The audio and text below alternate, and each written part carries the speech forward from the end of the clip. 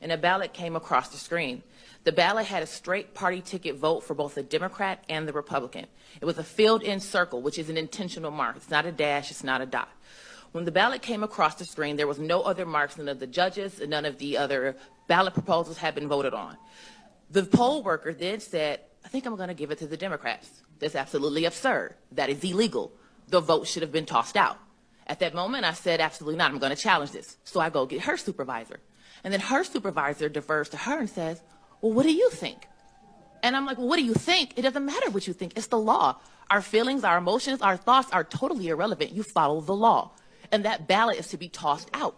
But she wanted to give it to the Democrats. So then I go get the gentleman who was overseeing the entire absentee ballot counting process while Daniel Baxter was gone. So this gentleman's name I do not know. I go get him. He's overseeing the entire process while Daniel Baxter is gone. I ask him.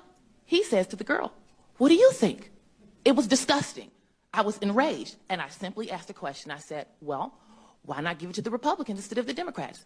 The gentleman began screaming at me, began yelling at me, began telling me that I had no right to talk to her, and he told her to push the ballot through.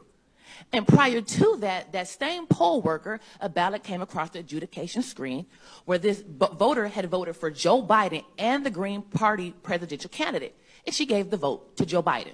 I also saw the ballots show up in the middle of the night. Also, I inquired about the tabulation numbers from the tabulation machine between shift changes. I was denied that information.